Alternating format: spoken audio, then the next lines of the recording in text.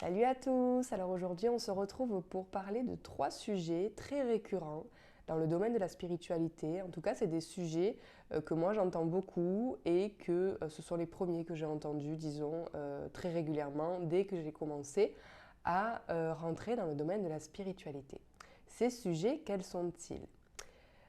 Alors le premier que j'ai identifié, c'est être dans son cœur, se centrer dans son cœur. Mais vas-y, centre-toi dans ton cœur, hein. Ok, alors c'est quelque chose que j'ai entendu régulièrement, mais je ne comprenais pas du tout ce que ça voulait dire, être centré dans son cœur. Ok, bon, d'accord, je me sens dans mon cœur. Bon, voilà, pas mal de questions autour de ça. Le deuxième sujet, c'est mais lâche prise, hein, mais oui, hein, si tu lâches prise, ça ira mieux. D'accord, ok, comment on fait pour lâcher prise, encore une fois. Mais ancre-toi, mais pense à t'ancrer. Est-ce que tu fais des méditations d'ancrage? Ok, ça veut dire quoi s'ancrer aussi? Mais imagine que tu es un arbre et que tu as des racines qui rentrent dans la terre. Comme ça, si tu es bien ancré contre l'arbre, comme l'arbre, ben, ça ira mieux. Donc je me moque, bien évidemment. Mais c'est vrai que c'est très agaçant quand on ne comprend pas ce que ça veut dire. Et moi, ça m'a agacé pendant un moment. Parce que c'était des gens en fait, qui n'arrivaient pas à rendre ça concret. Enfin, en tout cas, les explications qu'on me donnait, c'était pas concret pour moi et je ne comprenais pas ce qu'on essayait de me dire. Alors j'avais beau faire des visualisations, je pense que c'est ce que vous essayez de faire aussi. Peut-être que vous avez trouvé la signification rapidement ou peut-être toujours pas, je ne sais pas. En tout cas, pour moi, ça m'a valu beaucoup de réflexions à ce sujet. Et donc aujourd'hui, je voudrais vous partager le fruit de mes réflexions en espérant que ça puisse vous parler. Parce que moi aussi aujourd'hui, je dis mais vas-y, lâche prise, ancre-toi. Mais aujourd'hui, je sais de quoi je parle. Enfin, en tout cas, je sais de quoi je parle. Dans mon expérience, je comprends ce que ça veut dire aujourd'hui. Donc, pour moi, quand je le dis, c'est évident. Et j'essaie toujours de prendre le temps d'expliquer à la personne à qui je dis ça qu'est-ce que j'entends par centre-toi dans ton cœur, lâche prise ou ancre-toi. Voilà, je balance pas des mots comme ça. En tout cas, j'essaie de prendre le temps. Donc, si vous avez déjà entendu cette formulation reste centré dans ton cœur et que bon, tu essaies mais tu sais toujours pas ce que ça veut dire, voici ce que moi j'ai pu comprendre de cette formulation.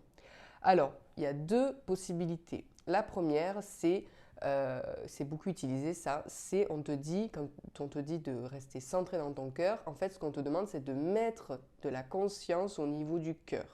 C'est-à-dire faire descendre ta conscience au niveau du cœur, donc c'est-à-dire mettre tout ton focus, toute ta concentration en fait au niveau du chakra cœur pour ressentir, pour mettre tout ton ressenti au niveau du chakra cœur. Par exemple, dans la vidéo précédente, je vous ai dit respirer par le chakra cœur.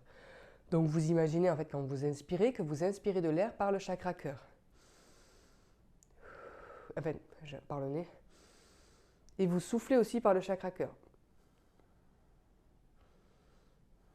Alors bien sûr, c'est de la visualisation, hein, ça ne se passe pas pour de vrai. Enfin, au niveau énergétique, ça se passe bien évidemment pour de vrai. Mais au niveau de la respiration, bien évidemment, vous respirez par votre nez. Excusez-moi, je suis un peu enrhumée. Donc voilà ce que ça veut dire être centré dans son cœur, en tout cas la première interprétation. La deuxième interprétation, c'est en fait, quand on vous dit reste centré dans ton cœur, surtout dans les moments actuels, en fait, dans la période actuelle, on vous dit restez centré dans votre cœur, restez centré. Ça veut dire, pour moi, de essayer de voir le cadeau caché partout, voir la beauté en chaque chose. C'est-à-dire, la vie vous emmène sur un chemin assez tortueux où vous oblige à faire face à des situations un peu compliquées. En fait, rester centré dans son cœur dans ces moments-là, c'est rester humain, bien évidemment, mais comprendre que soit nous avons attiré cette situation, et donc essayer d'en comprendre la leçon, essayer de comprendre en fait euh, pourquoi on ne veut plus que ça se reproduise et qu'est-ce qui a fait qu'on a pu attirer ça à nous. Ou alors, c'est que la vie nous présente ça, parce qu'on a à le vivre. On doit en passer par là pour comprendre certaines choses.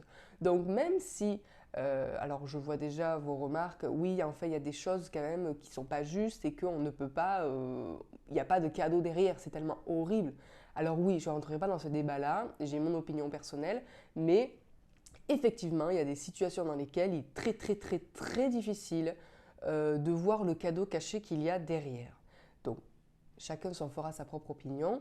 Moi, j'ai la conviction que même les choses horribles qui nous arrivent, elles nous arrivent pour une raison. Cette raison, on la comprend certainement plus tard ou jamais, ou dans une autre vie, peu importe. Mais rester centré dans son cœur, c'est ce que j'essaie d'expérimenter moi aujourd'hui. C'est que quand quelqu'un vous agresse ou quand quelqu'un est méchant avec vous, vous parle mal, rester centré dans son cœur, c'est voir que derrière cette méchanceté, voir que derrière cette agression, ce personnage relativement noir qui est face à vous, eh bien en fait il y a un être qui souffre derrière. Donc il n'y a pas vraiment un cadeau caché derrière tout ça. Mais en tout cas, voir en fait la beauté de cet être qui souffre, qui exprime sa souffrance de manière très agressive, mais comprendre qu'en fait, il y a un être qui souffre derrière. Voilà, c'est ça ce que ça veut dire pour moi, être centré dans son cœur. La deuxième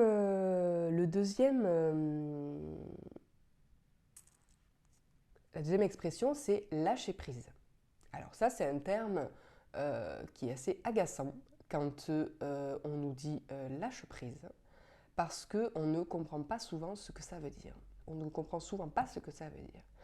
Lâcher prise, ça veut dire surfer sur des événements.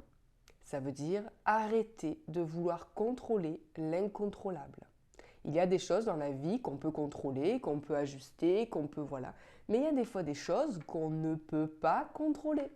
Ça nous arrive et quoi qu'on fasse, on ne peut pas le contrôler. Et actuellement, il y a beaucoup de choses qu'on ne peut pas contrôler, que beaucoup subissent. Mais si vous choisissez de ne pas subir, mais de tout simplement accueillir, des fois, aussi difficile que ce soit, de lâcher prise, d'accepter de ne plus contrôler l'incontrôlable, eh bien, vous commencez à apprendre à lâcher prise. Lâcher prise, c'est tirer le meilleur de ce que la vie nous apporte, de ce que la vie nous offre. Donc soit vous choisissez de surfer sur ce flux, sur cette occasion, aussi négative soit-elle, peu importe, soit vous choisissez d'accepter ce que la vie vous offre et d'en tirer le meilleur parti, soit vous luttez, soit vous résistez. Et là, c'est très douloureux. En fait, les événements qui nous arrivent, on parle des événements négatifs ici, les événements négatifs qui nous arrivent, ils ne sont pas là pour nous faire du mal, ils ne sont pas là pour nous déstabiliser, ils ne sont pas là pour, pour nous faire vivre des choses difficiles, ils sont juste le reflet de ce que nous avons à l'intérieur de nous-mêmes. Ils sont juste notre miroir. Et ces événements nous arrivent pour nous montrer ce que nous avons à l'intérieur de nous et nous aider à focaliser notre regard intérieur sur ce que nous avons à voir et à guérir. Donc si vous êtes entouré de gens en colère, si vous êtes sans cesse agressé par plein de gens, eh bien essayez de regarder à l'intérieur de vous et de voir à quel point vous aussi vous êtes en colère contre la terre entière. Vous voyez ? Donc ces événements, ce qui est douloureux dans les événements difficiles, c'est pas l'événement en lui-même, c'est la résistance qu'on y met. C'est la lutte qu'on y met face à ces événements. Si on les accepte, eh bien, en acceptant qu'on n'a aucun pouvoir dessus, la plupart du temps, parce que des fois, comme je vous ai dit, on peut essayer de faire que ça se passe au mieux, et d'ailleurs c'est ce que je vous invite à faire, mais il y a des fois, on ne peut rien contrôler. Et donc là, lâcher prise veut dire surfer sur la vague, vous laisser pénétrer par l'événement, vous laisser les choses couler et organisez-vous au mieux pour que ce soit le plus facile pour vous. N'y mettez pas de résistance, d'accord ? Acceptez que c'est un épisode, acceptez ça comme un cadeau, acceptez ça comme une chose que vous avez à traverser pour en tirer une sagesse, une certaine sagesse, d'accord ? Et le troisième terme, c'est s'ancrer. Alors, effectivement, il y a des méditations d'ancrage pour, voilà, on visualise qu'on est un arbre ou alors qu'on est voilà, que c'est vous et que des racines sortent de vos pieds. Donc, en fait, l'ancrage, enfin, pour moi, le bon ancrage, c'est vous visualisez en fait que de l'énergie lumineuse, la part de votre chakra cœur, descend le long de votre canal jusqu'au coccyx, puis le long des deux jambes, et puis sort par les pieds, et là, des racines qui sortent de vos pieds et qui vont loin, loin, loin dans la terre pour se planter dans le noyau. Et donc, comme vous branchez une prise dans un mur, là, vous branchez vos câbles au noyau de la terre pour recevoir, pour faire remonter l'énergie jusqu'à votre corps entier, votre chakra cœur. Voilà ce que c'est une méditation d'ancrage. Mais voilà, ça je l'avais bien compris, mais ça sert à quoi? Ça me servait à quoi en fait de faire cette visualisation de l'arbre avec ses racines? Je ne comprenais pas. Eh bien en fait, c'est au niveau énergétique, c'est effectivement pour se brancher à la terre-mère qui nous porte et qui nous nourrit d'une énergie tellurique. De la même manière que le ciel, quand on s'y connecte, on y est connecté, nous nourrit d'énergie de l'univers, d'énergie céleste, d'énergie divine. Et donc, on est censé être un canal entre ciel et terre, où les deux énergies du ciel et de la terre se rejoignent au niveau du cœur. D'accord? Et donc, nous sommes un pont entre ciel et terre. Voilà. Donc, on peut faire des méditations d'ancrage et des méditations de reliance au ciel, au divin. Ok, mais ça sert à quoi en fait? Alors, quelqu'un qui n'est pas ancré, on va commencer par là, c'est quelqu'un qui est beaucoup dans sa tête, qui a beaucoup de projets, qui pense à beaucoup de choses, qui, voilà, qui est très actif dans sa tête, parce qu'il est très relié au divin, il a une bonne reliance au divin, à la connaissance universelle, et donc il a beaucoup d'idées qui descendent, il est très très créatif, voilà, ça fonctionne très bien. Par contre, eh bien, ça ne descend jamais dans la matière. Les projets ne sont jamais concrétisés. Et donc, ça donne un sentiment de j'arrive à rien. Voilà, j'ai beaucoup d'idées, mais j'arrive jamais à faire descendre mes idées dans la matière. Ça, c'est quelqu'un qui manque d'ancrage, qui est très bien relié au ciel, aux énergies divines, mais très peu aux énergies telluriques de la Terre, qui en gros, être pas bien ancré, ça veut dire ne pas jouer son rôle, ne pas savoir jouer son rôle, le rôle pour lequel nous sommes ici. Les gens qui ne sont pas ancrés ne savent pas faire descendre les projets dans la matière, ne savent pas incarner leurs projets. Voilà. Donc s'ancrer, ça veut dire quoi? Ça veut dire se connecter à la Terre, ok, mais ça veut surtout dire jouer enfin son rôle. Commencer à incarner pleinement ce que nous sommes. Commencer à prendre ses responsabilités. Commencer à faire un premier pas dans la matière. Vous voyez ce que je veux dire? Ça veut dire arrêter d'être dans sa tête tout le temps, mais commencer à choisir un truc. Choisir parce qu'on a 1000 idées, d'accord? Pour certains d'entre nous, on a 1000 idées, mais on n'incarne jamais rien parce qu'on a trop d'idées. Donc, on ne sait pas par où commencer.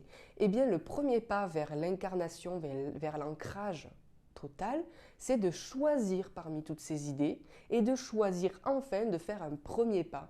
De faire un premier pas pour faire descendre ces idées-là, les manifester dans la matière. Donc, concrètement, mettre en place ces projets dans la vraie vie.